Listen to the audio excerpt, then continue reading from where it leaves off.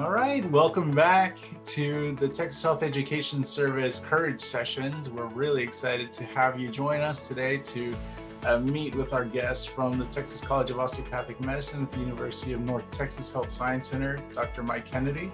Before we get to him, we do want to introduce ourselves as well. My name is UNTHSC, and I am the Associate Director of the Texas Health Education Service. And joining me on today's Courage Session, as always, is Dr. Deb Beck. Hi, glad to be here. I'm the advising coordinator for the Health Education Service, and formerly, for about 18 years, I was at the University of North Texas as director of the Health Professions Office there. So glad to be here this afternoon. And I'm glad to be here as well. Thank you very much for spending the time to have me here today. And for those of you who are listening in, I appreciate your time. Well, we're really excited to have you since you're the first osteopathic school we are speaking to. Obviously, you are the first osteopathic school in Texas. Now we have two with Sam Houston State joining the fray. But we do have a few questions that we'd like to ask you to help educate some of the students who maybe not fully familiar with what osteopathic medicine is. So would you mind walking us through kind of the philosophy of what an osteopathic medical school is in comparison to an allopathic school? Okay. Well, actually, there are three osteopathic schools. There's one it's not in TMDSAS. It's part of a COMIS at the University of Incarnate Word. So yes, we as a DO school, though we were first, we're actually celebrating our 50th anniversary this year as a school. So we're pretty excited about that. This year, we've been recognizing a number of pivotal people that have made a difference on our campus, and culminating with hopefully a good celebration this fall. Osteopathic medicine, I think some people, it probably gets a little bit confusing. And to be honest, I've been doing this work for about 20 years at TCOM, and I can always come up with different variations of my own about how to answer it. But to keep it kind of simplified, I mean, let's just kind of break it down to what it is. I mean, the first part, that osteopathic medicine is medicine. I mean, so sometimes people sort of trying to figure out if MD medicine's one thing, osteopathic, the DO has to be an entirely different thing. And there are probably more commonalities than differences. So DOs, when they graduate and finish their residency training, are becoming family medicine doctors or psychiatrists or surgeons or internal medicine physicians or physical medicine rehab physicians. So they're the same thing, or oncologists. They've earned a degree at a different medical school, which is not an osteopathic school. And how does that differ from an allopathic school? Well, a couple of things.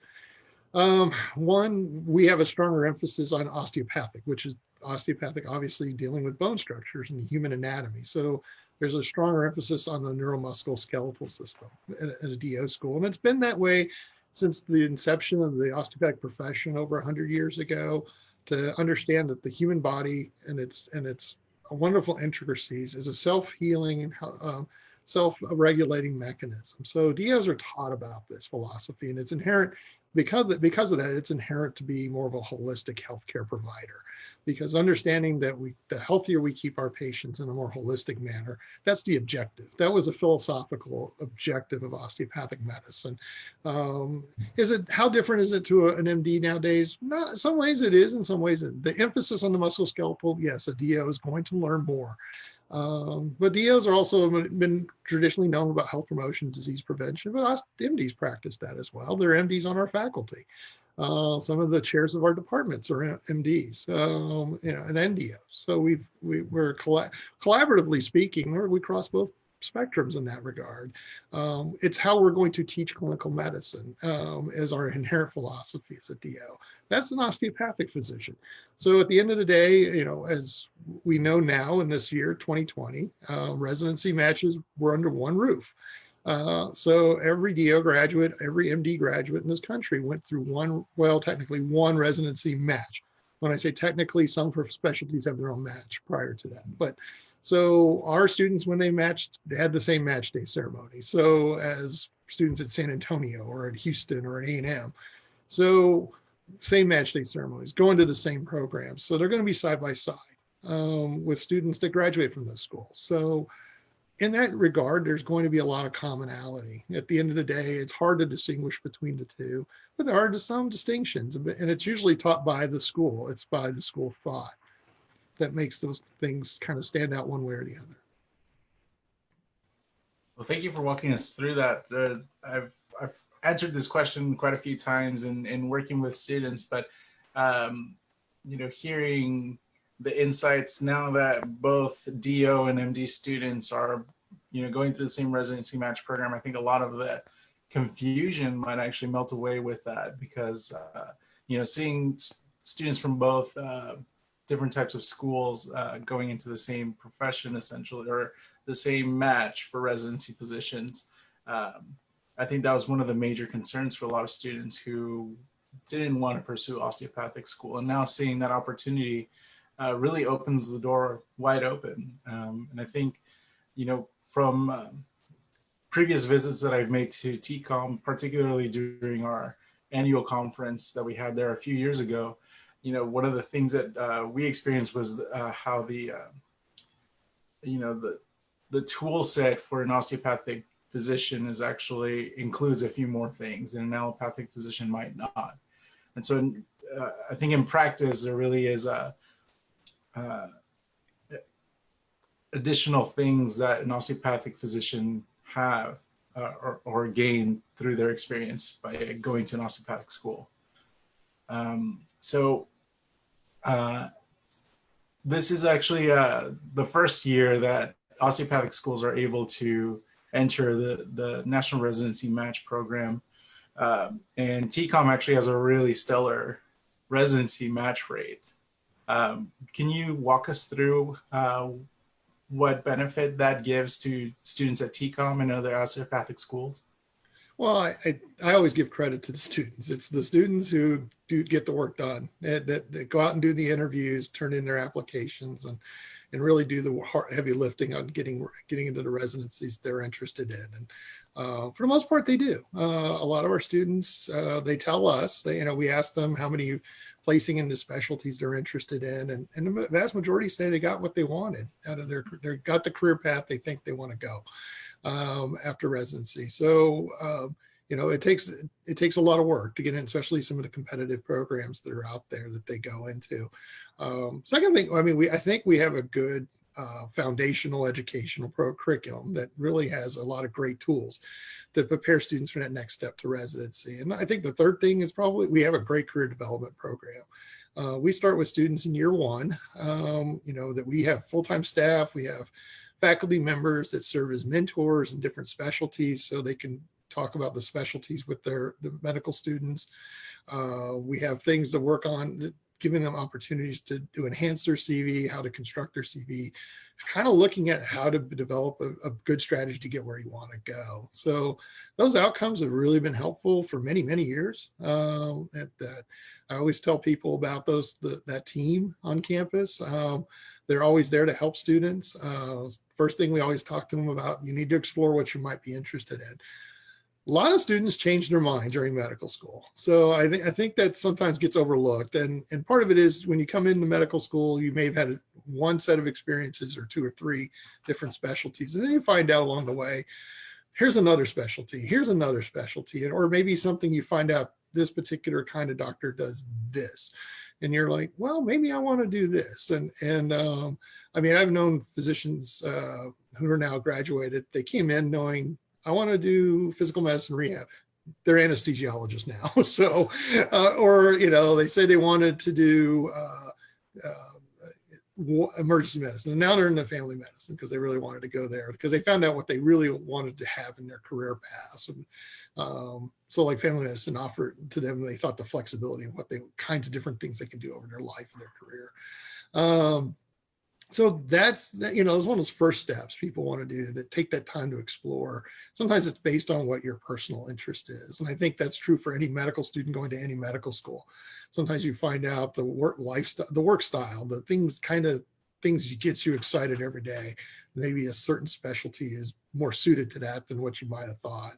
And then it breaks down to these things about, what kind of things you need to do. I mean, unfortunately, there's competition for some specialties, and actually many specialties are getting more and more competitive these days. But I think if you do the right things, get yourself set up. We want to provide those opportunities for students and get them to understand early, make those steps, talk about that progression with them as they get into second and third year, as they're starting to work on their applications.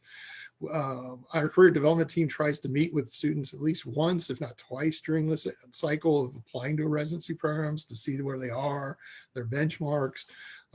So we were excited. I mean, this year, students did match into 15 different specialties this year for the residency match. And actually sometimes we have more than that. So, but it depends on what they're interested in. And we certainly want to support students that go into these different areas of interest.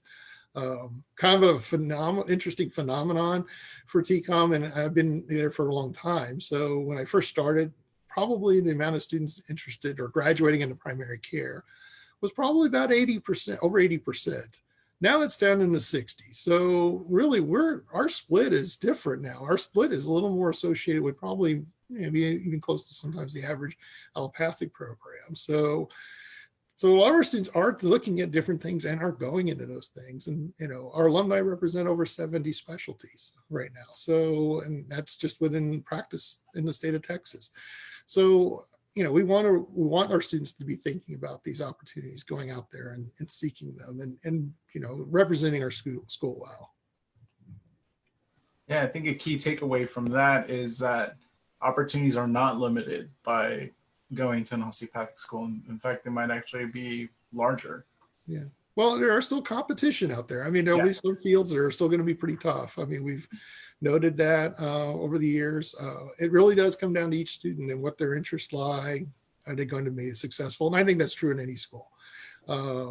There's always been that equation. If going to an MD program is going to be better for me for the hyper-competitive program, well, you have to still be a good student no matter where you're going. Mm-hmm. It's not going to be just a simple, I'm at one school or another, that I'm going to be rewarded with what I want to do. And I think that most residency directors probably are going to be in that boat. Their residencies want the best doctors they can get, graduates of medical school in their program that fit with their program. Because they're going to work with those students for 3, 5, maybe more years. So they need to rely on their work habits, their knowledge of medicine, their ability to work as a team, and through a particularly very challenging experience, which is residency training. So that's a tough thing for everybody. Yeah. Just as a reminder for those of you watching, and I just saw that Dr. Gwertz is joining us. Hi, Dr. Gwertz. Thank you for watching this Courage session. We are here to answer your questions. Dr. Kennedy will be with us till 2 o'clock to answer any and all of your questions that you have about TCOM, osteopathic medicine, about the admissions process, preparation. So please let us know. We are following comments on both the Texas Health Education Service and the TMDSAS pages on Facebook. Enrique, we might just mention that Dr. Gwertz is in charge of the Biomedical Sciences post-bac master's program at the UNT Health Science Center. So we're happy to have you. Absolutely. And so we kind of thinking about the preparation for students to go into a school like TCOM.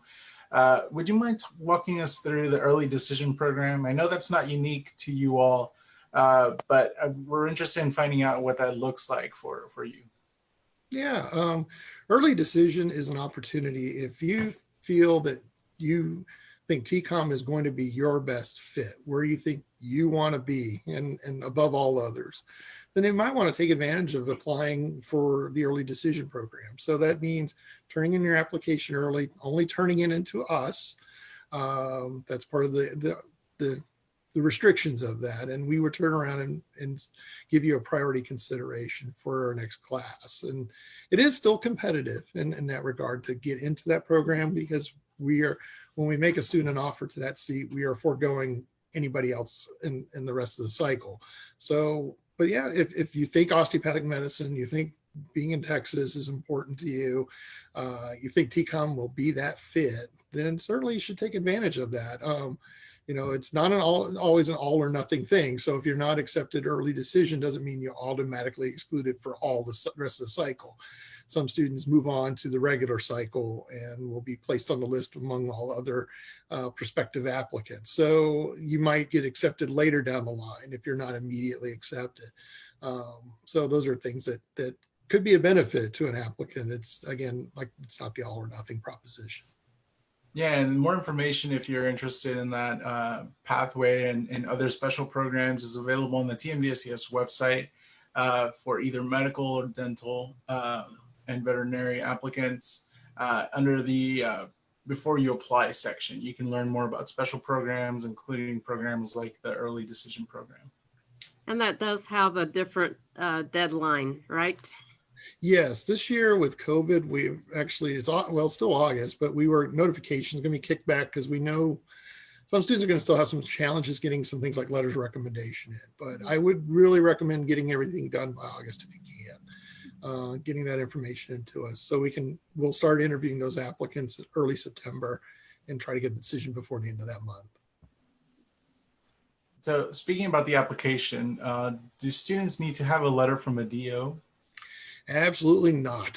So I know this has been going on for a long time, and sadly, I'll meet applicants on interview day, and I'll ask them. They mentioned to me they didn't apply the year before, and they're applying to us this year. And I ask them why, and many of them will tell me, "Well, I didn't have a letter from Adio, so I didn't think I was going to get in." And I'm like, "Well, you're here on interview day now, and I would have told you would have probably been here a year ago on interview day if you had turned your application in. So don't worry about that. I mean." We take letters from MDs.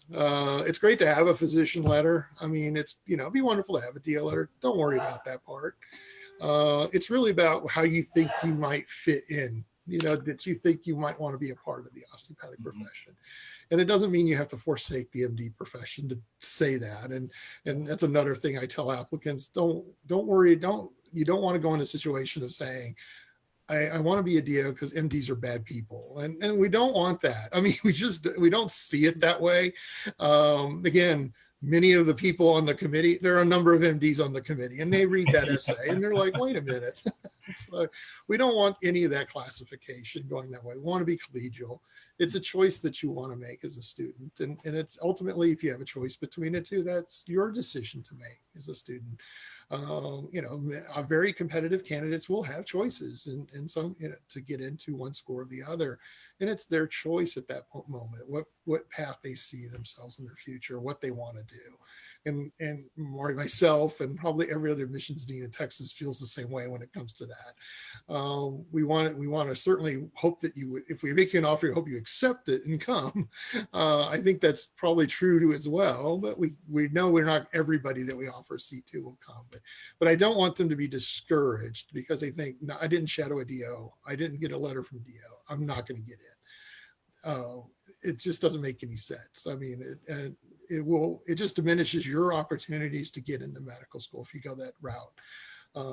There are a lot of, there's probably at least 1,600, 1,700 seats right now among all the TMDSA schools. Not applying to TCOM is taking 230 of those seats off the table. It's 230 less opportunities you're going to have to get into a Texas school. Then you're kind of stuck in a situation you might end up going out of state and paying maybe a lot more money. Those are strategically as an applicant, those are things you might want to think about when you're putting in your application, going, every time I don't check a box is one less opportunity I'm putting in for somebody to take me for their school. And sometimes it matters to go to an interview at a school and see for yourself, is this a good fit for me? Sometimes it won't be a good fit for you. Somebody else will be a better fit for you. You might find TCOM's the better fit for you all along. And when you go there, that's absolutely, people come in interview day. Unfortunately, it's virtual this year, so we can always talk about that. It's going to be a little bit more of a challenge. We hope someday students that will be admitted will have more opportunities to come when hopefully things get better. We don't know, nobody knows when that will be. So we're all cautiously optimistic about that. Yeah, and I think you bring up a great point there that, TMDSAS is a flat rate fee, whether you apply to one school or, I believe right now it's 18 schools of dental, medical, and veterinary schools. So it's a flat rate. You're not losing really anything except, going through the application, and it's the exact same application. You're just releasing it to TCOM. There's a secondary application. Could you walk us through that? Maybe I know a lot of students have had questions about, with MCATs delayed this year in particular, that some of the schools may not reach out and for a secondary application until the MCAT scores are received. Is that the case at TCOM? No, our secondary actually is open right now. Anybody can go in and work on it right now. We don't wait for MCAT scores. We don't wait for your TMDSES. So there are people actually now going in and filling it out. The only thing you do need to have your TMDSES PIN number, because that's how we know your secondary is getting matched to the correct TMDSES application. So you do need to have at least that data point. Make sure you fill in your demographic information correctly so that it matches person to person. So we don't want to match you to the wrong application. But every applicant is entitled to turn in a secondary. We do not charge for our secondary application, so it is free. And it's online. Everybody can fill one out. So again, just go ahead and take a look at it, see what you think, look at the questions, take some time, think about how you want to formulate your responses and and fill it out and turn it in. I mean, again, interestingly, a number of people don't fill that out. Again, it's free. It takes maybe, a couple hours of good thought and typing. And really it's just more the thought than the typing. The typing doesn't really take that much. There's only about 2 really solid essay type material questions. Many of them are more informational questions that we'd like to know about. Sort of like things if you turned in your application early to Team DSES, and since that time you had summer grades, we'd like to know that, or those kind of just small bits of information. So again, it's relatively simple. We like to keep it as minimal as possible to not be intrusive or really be an obstacle for applicants to get their stuff into our school. So you can fill it out now. Usually when people email me, I tell them, they say they're studying for the MCAT. Should I start working on it now? I said, no, study for the MCAT, take the MCAT. If you're taking it in June, then pivot to your application afterwards. Because you want to distract yourself, and you've got time. You still have time this summer. Again, schools are starting. I mean, we are getting applications in.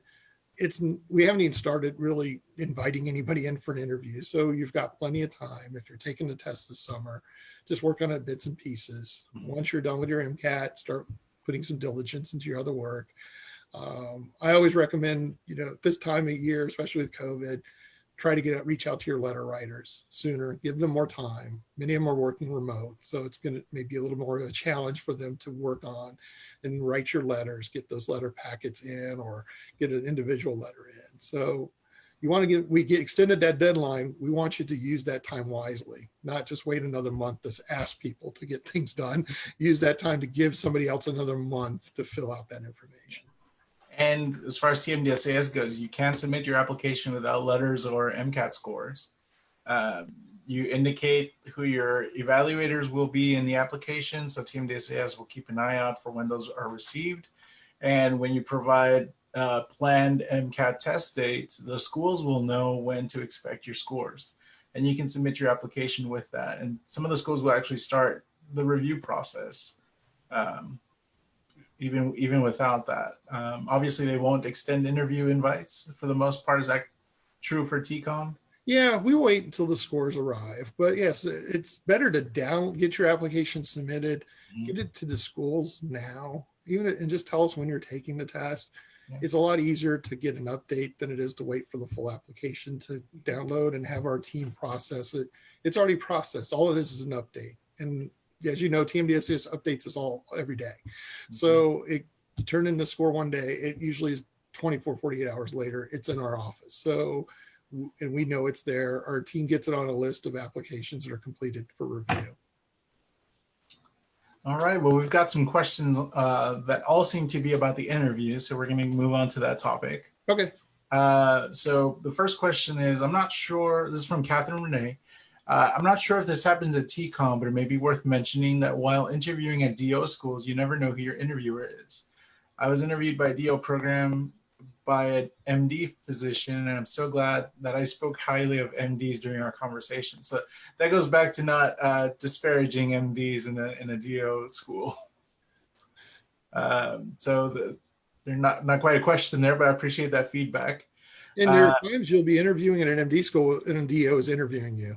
So I know quite a few alumni over the years have told me, yeah, I'm an interviewer for admissions at another medical school in Texas.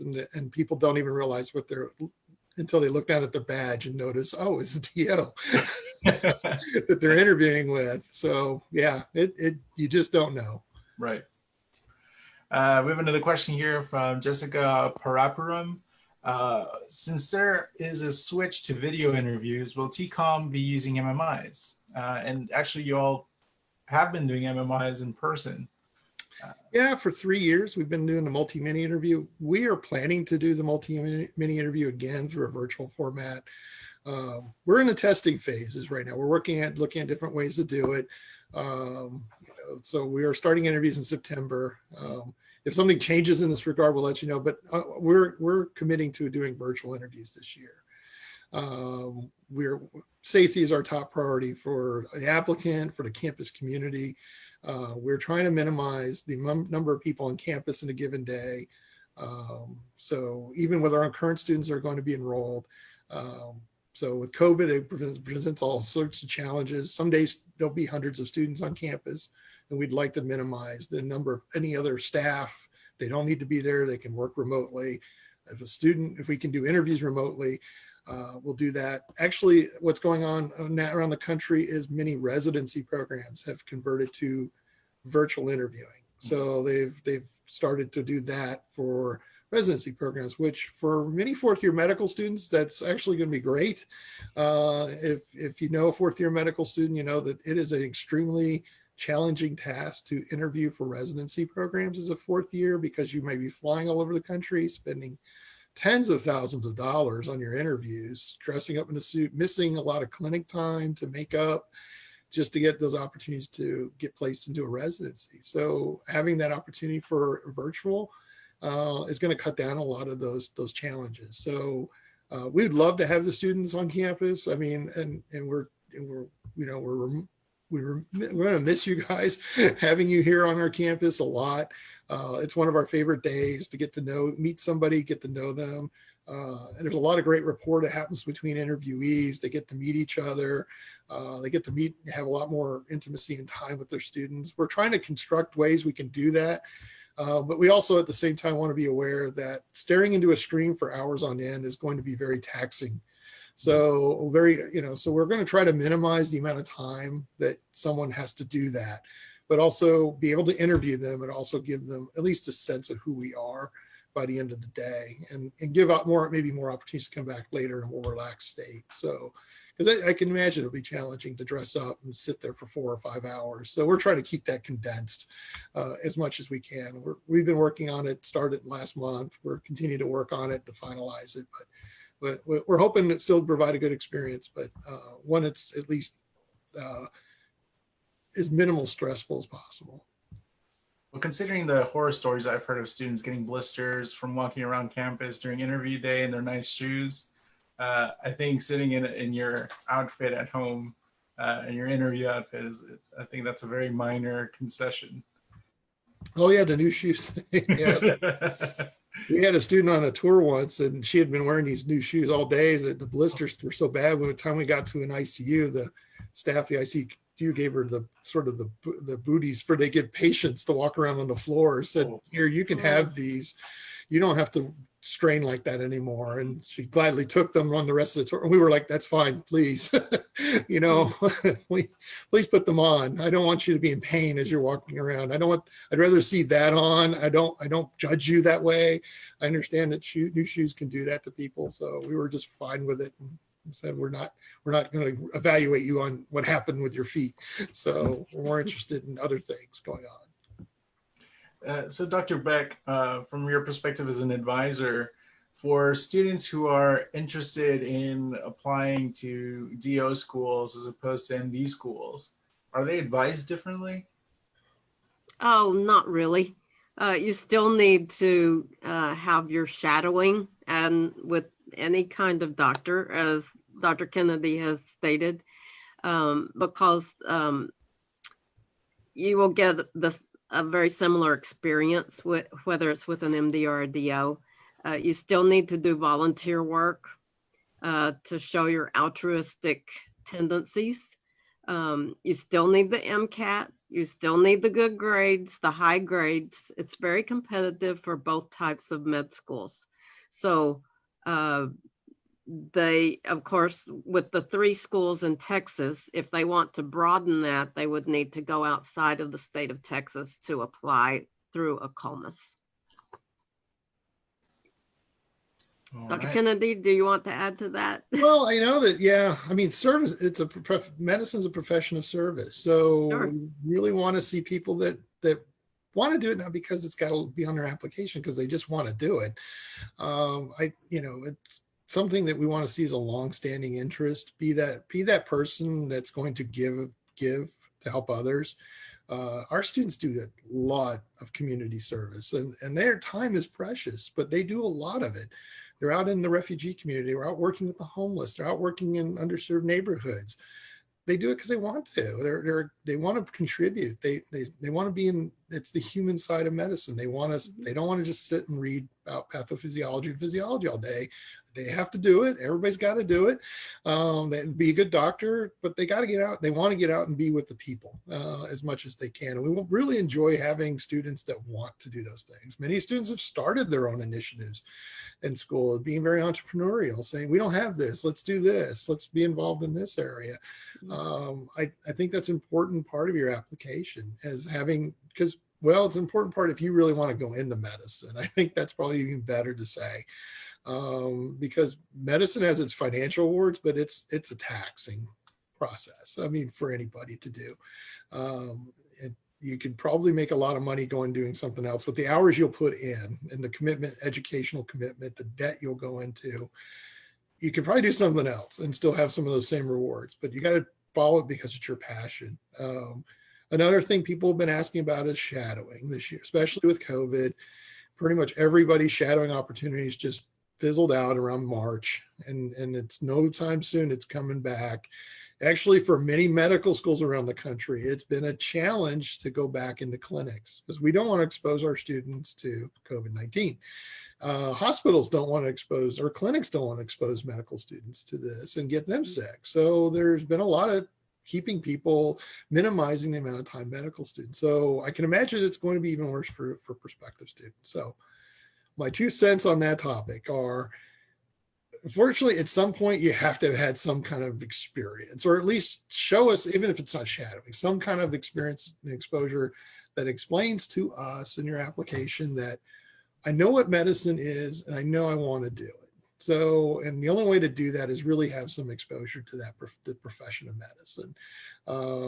It has to be somewhere expressed, or it has to be to the point where at least we feel comfortable to know this is the person going into this, and this person's going for the right reason, but they know what they're getting into. So it's going to be a challenge if you've not shadowed up until March, or don't have an exposure to explain that. I don't have a minimum number of hours you have to shadow somebody or shadow a physician. I mean, we've had some that have done very little, but there are many other characteristics we felt like this was the kind of student we wanted here, because their passion to serve, their what they made of their time was valuable to us. It was insightful. It was interesting. And then sometimes there are people that list hundreds of hours of shadowing, and they go into there and they don't bring us those insights. They don't bring us that passion. So we're like, well, we'd rather see the passion and the insightfulness that comes out in an interview or comes out in our essay about this is what I learned in the time I spent with this physician, or this is the things I saw, the observation of what they're seeing in those clinical settings. So some people, it can be 20 hours, some people it can be 100 and 500 hours of time, and they still have they're at the same place. And we're like, well, okay, these are things that we want to look at. Is it going to make a difference? It's hard to say. We don't assign to say, if you have this many hours of shadowing, you're going to move this high on the list versus someone that doesn't. But again, if you've already got some experience and you feel like you can express that experience really well and explain to us what you learned from it, again, turn in that application this year. A lot of schools are going to realize that we're not going to see a lot of activity from March to after March. It's just the reality that we're all going to be in. We're not there to penalize you for it. But that's about the most I can go with on that topic. Dr. Kennedy, you do a fantastic job of anticipating the questions that are coming in. Oh, okay. Because we just had a couple of questions that were asked. One is, do I need shadowing hours if I work as a full-time nurse practitioner? Just to echo your statement. Oh, full-time experience? No. I mean, you certainly, again, you're under the same criteria. So, I mean, we've had people who have been nurses and some have been PAs over the years, have gone to medical school. It's the same criteria about why you might be interested in moving on to a different profession and why you see this as a good match for you. It's okay. I mean, we've had professionals, healthcare professionals move on that want to go to medical school and train, and they turn out to be pretty good medical students. A number of them. It's a different set of challenges from other health professions because medicine is much more scientifically driven. So many of those students have ever come to me. They've said the science was so much deeper in medical school than I expected, to what I learned previously in other fields. I did know some things, but I didn't realize how much I was going to have to learn when I got here in a medical school setting. So, but in the clinical side, they tend to be pretty strong students, and they already they know about the healthcare team. Being a part of the team is an important thing. So even actually the head of our clinical practice on campus, he used to be a flight nurse before he became went to medical school. So he knows, he's someone that's been in that boat. Now he went to emergency medicine as his career path, but now he's running our clinical practice. But yeah, before that, he worked on a flight nurse on a flight medical team. Awesome. So we have a couple of questions that came up as follow-ups to the interview. So we don't mind going back to that topic. Sure. With the interviews moving online, is there a chance to visit the campus in a smaller group or virtually? Yeah, we're looking at somehow way of presenting our campus virtually in a tourist type setting. And we're engaging some people on campus. Our students are interested in doing it. Actually, they would love to show off TCOM's campus somehow virtually. So they're even jumping in and providing ideas. And, so it'll probably have to be that for at least a foreseeable future. We don't allow visitors on campus, even just to come one-on-one, even if they were just by themselves and said, I would like to look around. We don't want any visitors right now. And it's just a safety thing for the entire campus. If restrictions are lifted and things get better, and those are big ifs for some time, we want to be cautious with that. My hope is that an opportunity will present itself, hopefully by spring, that students can come to campus, and especially if they're been admitted, they're on our wait list, have an opportunity to come visit, maybe have some precautions in place still. But even maybe smaller groups, to be able to show them to our campus, because I think for them, they would like to have some of those abilities, especially when they're trying to make a decision about attending a medical school, to have some time to actually set foot on that campus, which is, again, going to be one of those challenges every school around the country is going to have to face and try to figure out. We want to be transparent about this. And I think everybody wants to be transparent, want the students to see this thing, be informed in their decision. So we're hopeful. And I don't want to commit to anything right now. Again, we want to be, safety is going to be our top priority for our students, for our prospective students, and faculty, staff. And the best way to do that is social distancing right now. Thank you. In terms of the interviews, how much time is allotted for the interviews? Well, actual MMI questions we've been allotting. It depends. This MMIs differ a little bit by school. How much time that they could be. We typically, a question itself, or what we call a station, is 6 minutes in duration, which is actually the way an MMI works, is that you're given given something called a prompt. Prompt is some sort of statement or question that you get, and you have about 2 minutes to sort of digest the question and formulate your response. And you do that actually outside the interview room. So you do that one of our proctors calls, says, "Tom, you may begin." That's when you open the door and you go in. Well, this will be virtual though. You go in and you sit down across from your interviewer and you answer the question. So at some schools, actually, that's all you do is answer the question. When you're done, and there's nothing else that happens in that interaction. Other schools, like we do, we actually allow our interviewers to ask follow-ups. And so that becomes a little bit based on your answer. They may have more questions. So that, the topics typically, questions and prompts tend to be around certain domains. It could be teamwork, or it could be resilience, or it could be motivation for medicine, or it could how to handle difficult situations. So those kind of things could happen. Other MMI things could be task-oriented. So task-oriented ones could be you are asked to go do something in the room with maybe someone in the room that's sort of giving you a situation, a challenge. Those are potentially possible too in some MMI scenarios. Interesting, University Incarnate Word, I did not know this until recently. They actually have what they call a writing station. So they actually had a situation where the prompt was go in the room and write an answer to this question. Then you sit there for your time and you would physically write out the answer, which I think was very fascinating. There are, trying to think of anything else. Kind of question. Yeah, usually sometimes role play, sometimes a discussion, sometimes a task oriented thing. The idea is the objective of an MMI is that you're allowing multiple people to evaluate you, and hopefully more people evaluate it, more likely we're going to develop at least some kind of understanding of strengths and weaknesses, mitigate biases. So if somebody may be biased in one way or another, we have other people that will kind of counterbalance that, or at least tell us like what some sort of consensus of where this applicant lies in terms of their ability to handle these questions. Sometimes an interviewee, this is not uncommon in a one-on-one setting. You come in your first question and you totally bomb the question. And you wonder if you can recover for the next 30 minutes. Well, in MMI, you bomb the question, you're done with that one, but you've got other opportunities to do well. So you have chances because the other people don't know what that first person happened in that room. So it's up to the committee to decide how, the circumstances and how the overall performance is.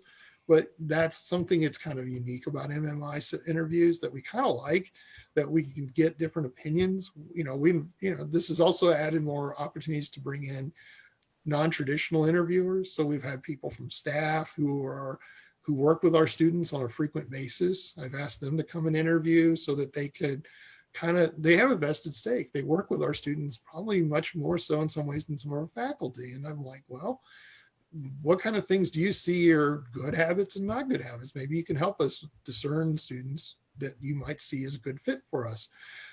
We have students come in and interview now. So we've opened, our dean has offered the opportunity for students to come and participate on interview day, so that they're staking, so they don't have a stake of saying 30 minutes with me as a student, makes or breaks your situation. So at least having some opportunity to come in, visit with, and so students actually now on the admissions committee, they're voting members of the committee. So we've added that element to this whole, as sort of opening up this process for greater participation outside of the school. So getting back to the whole MMI thing, MMIs are unique in that regard. A lot of schools are moving that way. I think a lot of schools are looking to try to do things maybe not necessarily unconventional, like Casper, for example. Casper is sort of an online version of the MMI. I don't know if that's the proper characterization of that, but many of the people that worked on MMI also worked on Casper. So it describes itself very much domain-driven, multi-segmented sort of competency or domains that you're being assessed on. So an MMI is sort of a live version of that. At least what my understanding of the two. So that's kind of what I would suggest. Describe that process for you. Yeah, and it sounds like a lot of these domains that you're discussing actually kind of overlap with the core competencies that were described. Yeah, we try to look for questions that somehow will look for competencies that we're really interested in. Mm-hmm. Things that, again, what I really enjoy about the questions, actually, we do use a Q bank of questions that have been tested before we've implemented them. So, and interestingly, a number of the medical schools around the country use the same Q bank. So I found it ironic last year because some of our applicants said, I saw this question before. I wanted you to know that. And I'm like, that's okay. You know, there's been a lot of studies on this, so it doesn't necessarily, if you've seen it before, you'll actually do any better or worse on it. There have been some analysis done on that. So we've looked at, there are people who have come back and interviewed multiple times.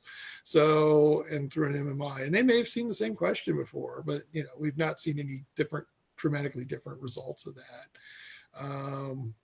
Of those performances. So how the students do in the interviews. But yeah, so it's interesting. The Q bank, Incarnate Word uses the same Q bank as we do. I've seen some other medical schools around the country when they do sort of their presentation, I'm going, I know that question.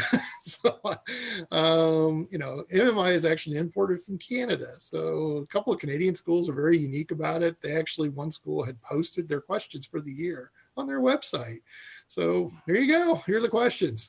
So, and just to give you a heads up, but they don't tell you what the follow-ups could be. So that's where it gets a little tricky. So some people think by going in and trying to memorize the question is a you know, a strategy, because, well, it's not, because there could be 4 or 5 ways to go on an answer. When we pick a question, we actually kind of do that exercise. Which way can you go with this? And they're very unique ways, and they're not necessarily right or wrong. And so when you pick a direction, it could follow up this direction, or it can follow in that direction. So it takes some depth of thinking to get through this. So just coming in and regurgitating some answer would not really be very helpful. Actually, in some ways, it's harmful for an applicant. And we've seen that applicants come in and just feel like they're hyper prepared for that question. And then answer it, they don't know where to go with it from there. They didn't understand what they were even answering. So then the interviewer starting to, you know, sometimes when I do these interviews, I sort of catch on to a sentence or two in the response. And I'm like, well, tell me more about, you said this, tell me more about that. And explain to me a time where that might have happened, or those kind of things. And then you're sitting there, if you haven't really thought this through, you're like, and then it gets difficult for you. And then it gets very, you know, then they're uncomfortable. My goal is not to try to make it uncomfortable, but I need to challenge you. I need to know more. It's about the learning the depth of your knowledge of a particular domain or a competency or anything like that. Yeah. You know, Dr. Beck, if I could bring you back in terms of advising students, you know, we just talked about sending out your application to all the schools because it's a flat rate fee. Mm-hmm. And now we're saying, you know, the interview process is a little bit different between schools that do the traditional interviews and other schools who may do MMIs. Mm-hmm. How do you prepare for both? Oh, well, by all means, go talk to your advisor, and they may even have some mock interviews that you could practice. It's always good to practice.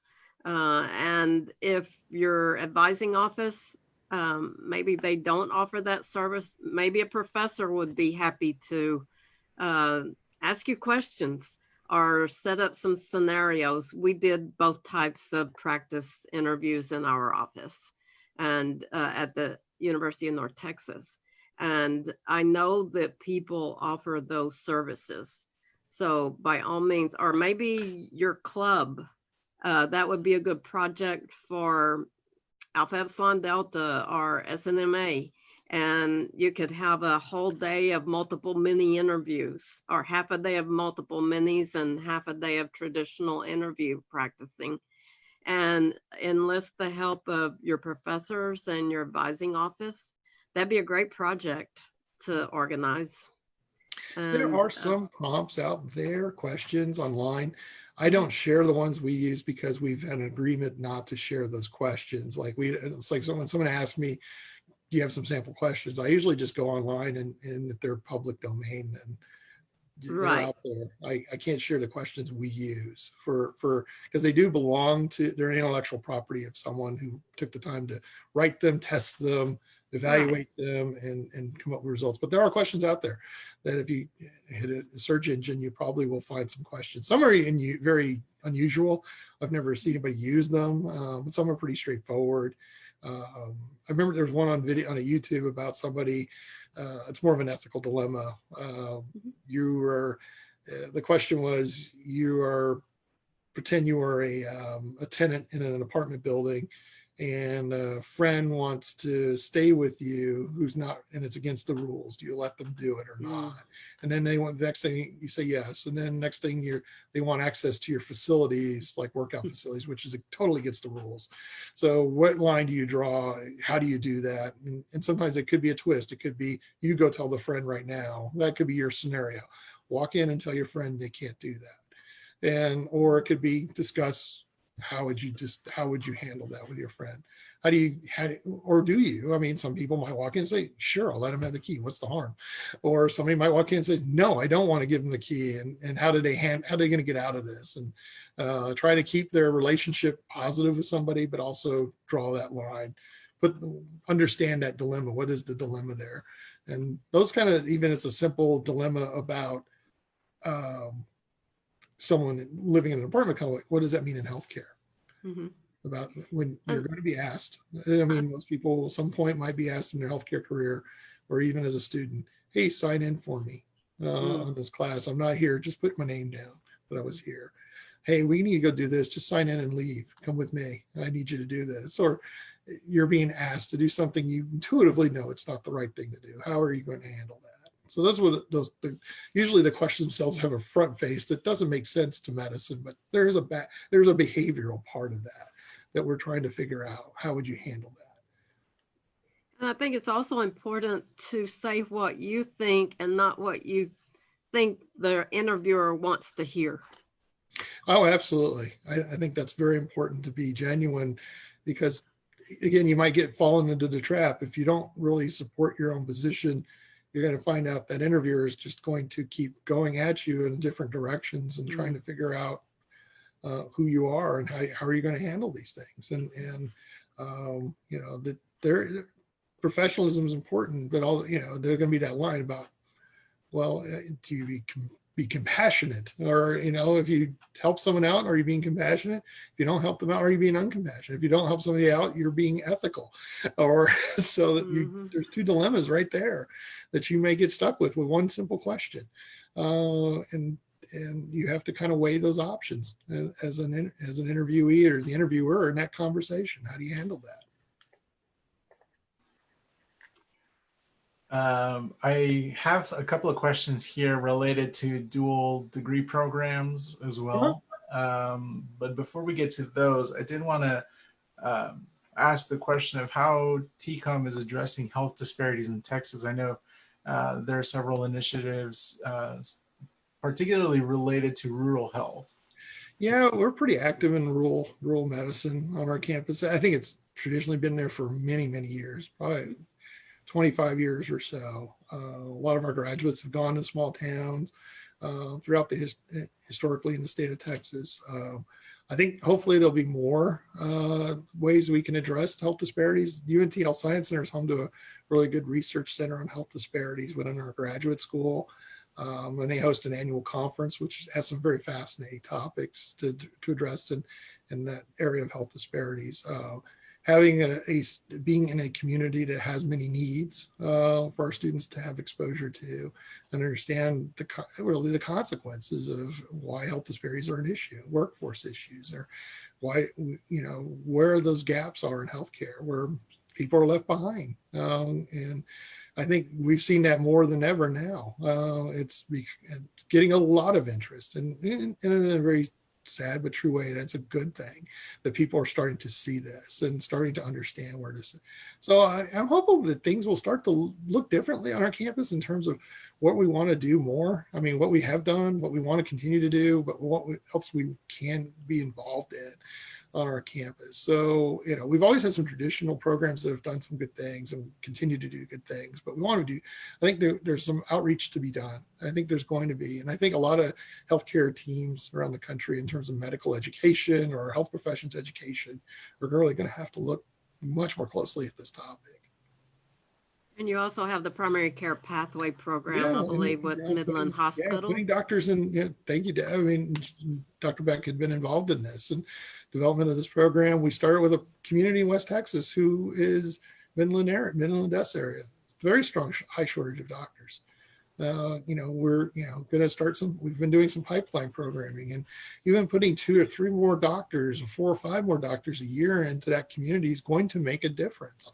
And bringing in, physicians that we think are going to be who will have a passion to serve those communities, even those who need it most. And those are big impacts. I mean, one doctor can make a difference in an entire community very quickly.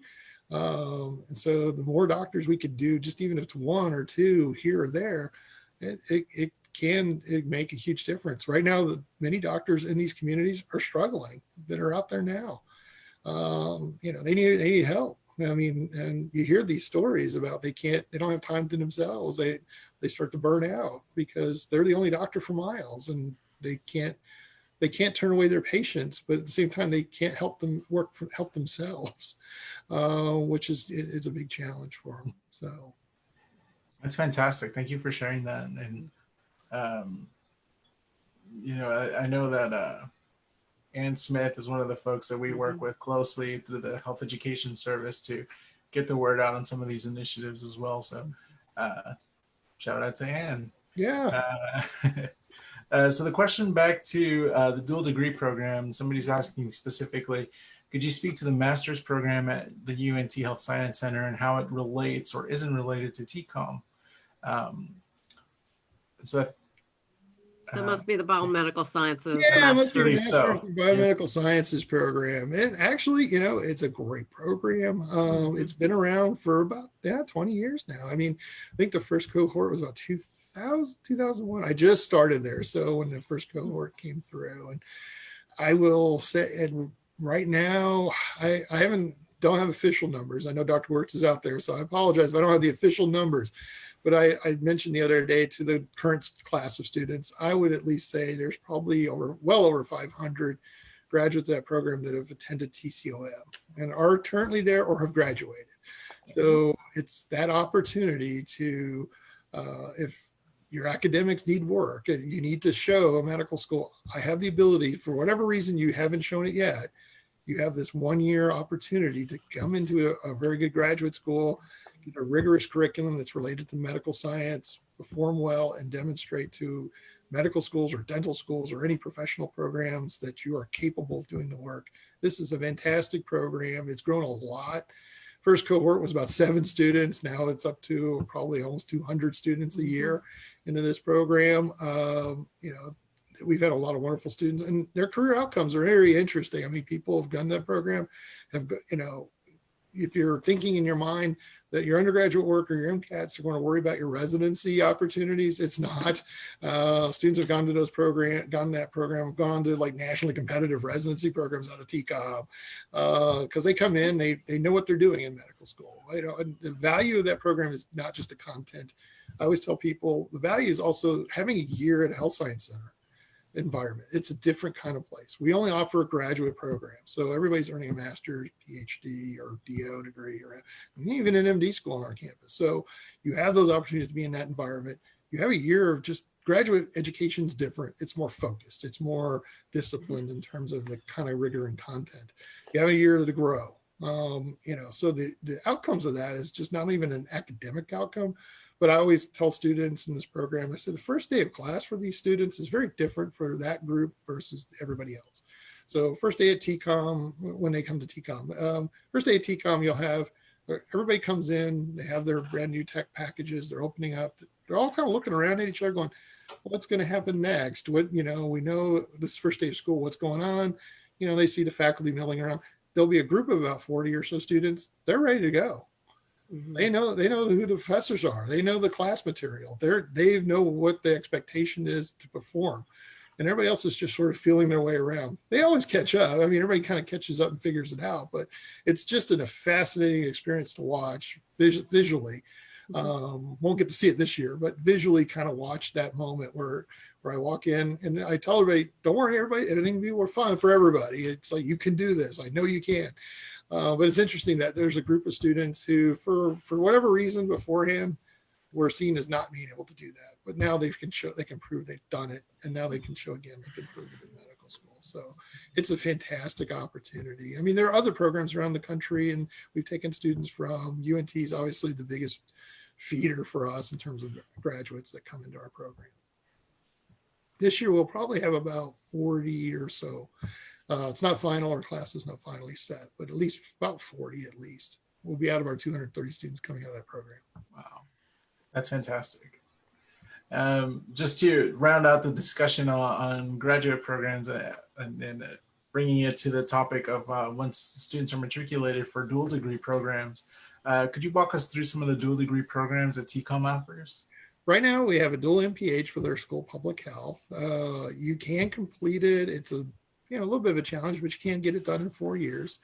Because some of the work that you're doing at TCOM translates into credit in the school of public health. So it sort of comparatively puts it together. It can be done online. So it gives you that, if you kind of discipline yourself and take one courses term, maybe even start early before med school. Some students have done that, and over the years have started maybe the summer before, take a couple of courses just to get sort of their less stress through those 4 years, or finish it after their graduation if they're just a couple of courses short, it's an option available too. DO PhD is the crown jewel. So it takes 6 to 7 years because you'll be doing research, intensive research in a graduate school. So you spend 2 years in medical school, 2 to 3 years in graduate school, and then your last 2 years of medical school. Something is a little different about our program. You don't have to declare for DO PhD before you start medical school. So you can be a year one student, feeling very successful in medical school, feeling like I can take this extra challenge, and I'm really passionate about a research program that's on campus, and I really want to have an extra involvement. I see myself doing academic medicine as a career path. Then this might be for you. One of the things we also do, Dr. Michael Smith runs the program, something that they've done really well was there's clinical time during your research years. So even it's just a little bit. So students don't lose those clinical skills from the first 2 years they've learned. So they actually go to a clinic and actually do some of their skill sets. So they do the patient care maybe one day every couple of weeks. So interestingly, so when you're finished with your research, you also finish part of your med school rotations at the same time. So you actually can get back on track fairly quickly. So what was really kind of fun, for many years, I got to call names at graduation, and the last one that gets called is the DO PhD. So if somebody's graduating from that program, and I tell you, there are 6,000 people, and waiting in the auditorium, I take extra time with that one. It's the one name I'll wait very long to give a nice long pause, because from the last DO graduate to DO PhD guy, because I want people to realize this is somebody who spent a lot of time. Their classmates have graduated and gone on, but they've made this commitment to stay here and do this because they see a future with this kind of career. It's a great program. So it's a lot of students that do it. Some come out with multiple publications under their belt. They do some really exciting things in the specialty fields they're interested in. So another program that it's in the works. It's going to hopefully roll out soon. We're looking at doing a DO Master of Health Administration, so a dual DO MHA. So stay tuned for that. It's probably going to be a 5-year track because the MHA is much more focused to healthcare. Obviously administration. So we're working on those details now, how to incorporate that for our students. But that's something we're hoping to add to our plate of dual degree options for students. The options just keep growing. Those Yeah. Fantastic. Well, we are a little past our hour that we had allocated, but before we cut the live feed, I did want to offer you an opportunity to share some courage for our students. This is a bizarre year with all of the impacts caused by COVID-19, both those that we know of and those that we might not even be able to anticipate yet. Do you have any words of wisdom for applicants, current applicants, or even future applicants? Oh, well, don't let COVID discourage you. Okay. Many people, even on the medical school side, there are things we just don't know. So on the admission side, what this is going to look like this year, how this is going to impact student applicants and their opportunities, or how we're going to assess them. So we're all in the same boat in that regard. So don't let that discourage you, that you're thinking that somehow your application's at advantage or disadvantage this year based on COVID, or if you're worried about that, how that's going to impact. Do some homework on each school, see what you like. I mean, I think in general, when you're looking at your paths, medicine's a great career path, but also keep an eye on all the opportunities that come up. So you just never know. It's like I said about specialties, it's the same thing about careers in general. So you can be looking down one path so much. Many people kind of look at, for many years, and I think for those of us who have been the older group, so I'll just say that they've been around a long time. Growing up, we always felt like there was two professions, doctors and nurses, and there was nothing else to do. There's just so many other things now. I mean, there's so many things that people can do, and those careers have taken off in so many different ways for people to look at. So if you have a passion to serve, I mean, look at medicine, look at all sorts of things. Don't just give up just quite yet on that. Don't be discouraged about COVID. We're trying to work our way through this. Thank you. I appreciate the time that people are spending to come and listen to me talk for this hour. I hope it was helpful and informative. So in terms of that regard, so Texas is a great place to go to school. So I think you can't go wrong to go to Texas Health Science Center for your education. It's just truly amazing. As Dr. Beck and Enrique and I know, we've been to a lot of these health science centers. We see what the opportunities are available. It's just amazing.